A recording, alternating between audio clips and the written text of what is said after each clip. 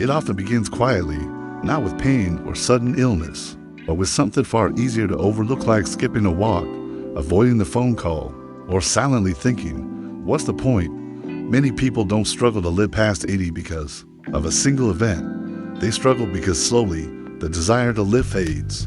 It's not always spoken aloud, but it's there in the way they stop dressing up, stop asking questions, stop dreaming. You see, the first unexpected reason so many lives shorten before 80 is the absence of purpose. When you're young, purpose is everywhere. Raising children, building a home, working, providing. You are needed, wanted, and seen. But as the years pass and roles shift, many older adults begin to feel invisible. Children grow up, spouses pass away, work ends, and what's left? The danger isn't that the body gets weaker, it's that the heart starts believing, no one needs me anymore. And when the heart loses its reason to keep going, the body follows. But here's the truth, and it's worth holding on to. You are never too old to matter. Purpose can look different after 70, 80, or even 90, but it still burns quietly, waiting to be rekindled. It might be caring for a grandchild, watering your garden, mentoring a neighbor, teaching someone to bake your special bread, or simply writing your story down so others don't forget where they came from. Every elder holds a map of struggle, of love, of survival, and someone out there desperately needs that map. They just don't know it yet. When you wake up and give even a small part of yourself to the world through kindness, through conversation, through care, you begin to heal the quiet erosion of meaning. And that healing gives your days weight again, not heavy with burden, but rich with worth. Living past 80 isn't just about what you avoid, it's about what you return to. The reason, the spark, the feeling that today I'm still needed, even if it's just by your own soul. Asterisk, there's something else that quietly takes years off a person's life. Not all at once, but piece by piece. It's emotional pain that was never fully healed. The second unexpected reason so many older people struggle to live past 80 is that they carry unspoken wounds, sometimes for decades.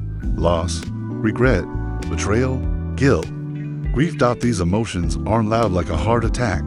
They don't show up on x-rays or blood tests, but they sit deep in the body, in the muscles, in the breath, in the heart's rhythm, and over time, they weigh a person down in ways science is only beginning to understand. Maybe it was a friend who disappeared when you needed them most, or a child you couldn't protect, a love that ended without goodbye, or simply the ache of feeling like no one really sees you anymore.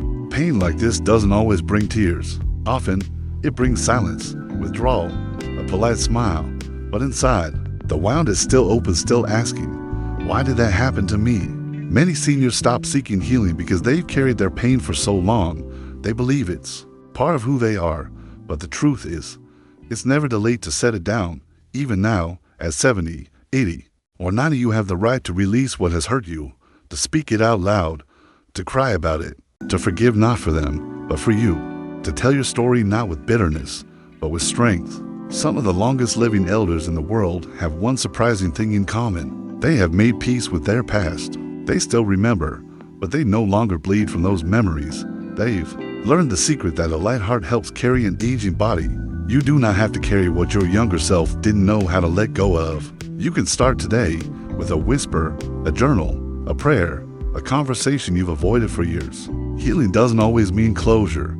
Sometimes it just means making space inside yourself to breathe again. And when the heart feels lighter, the will to live becomes stronger. There's a quiet thief that steals years without ever making a sound. It doesn't arrive in a doctor's report.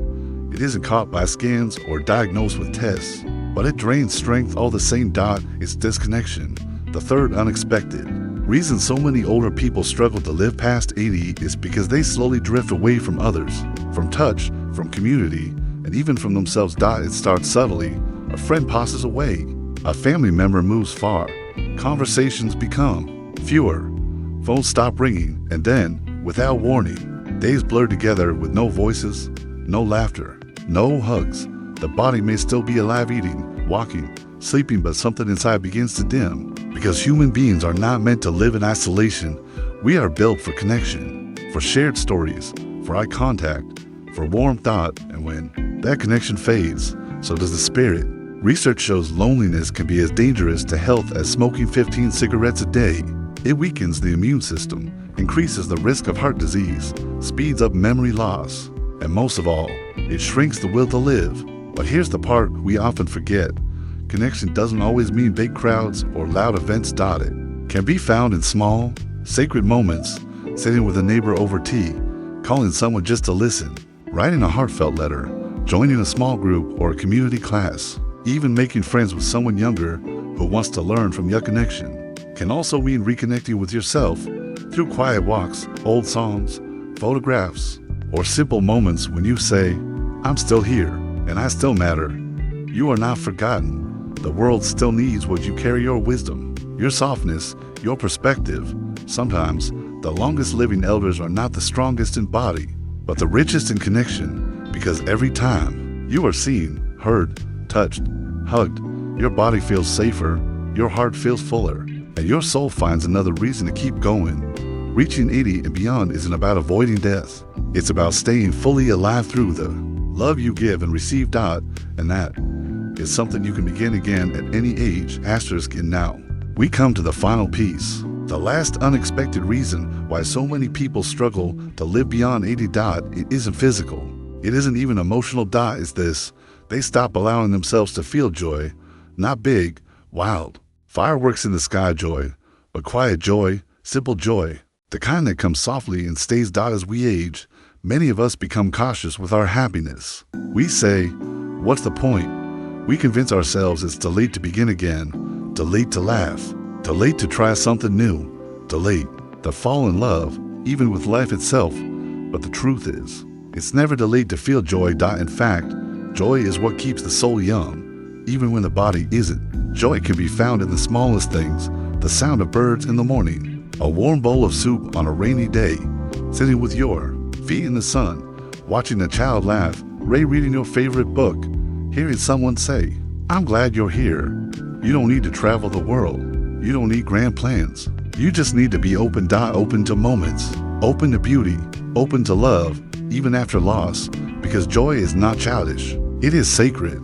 And those who live the longest often have one thing in common. They never stop finding reasons to smile, even after all the heartache, even when the mirror changed, even when the world felt distant. They chose joy anyway. So if you are wondering how to live well into your 80s, 90s, and beyond, let this be your reminder. You must carry less fear and more wonder, less regret and more forgiveness, less noise and more stillness, less what if and more what now. There will be hard days, of course, but every day you choose life freely, choose it. You give yourself another chance to write the end in your way. You're not too old to make peace, not too old to be loved, not too old to change, to grow, to soften. You are still becoming, and that is a quiet miracle in itself. So take a breath, take a step, take one moment to feel grateful you are still here, still writing your story. Sometimes, the reason people don't live beyond 80 isn't because their bodies gave up. It's because somewhere along the way, they forgot how to be alive. They began to survive instead of live. Wake up, eat, sit, sleep. Days blending into each other without color, without meaning. But you see, it doesn't have to be that way. There's an old woman I once knew, Eleni. She lived alone after her husband passed.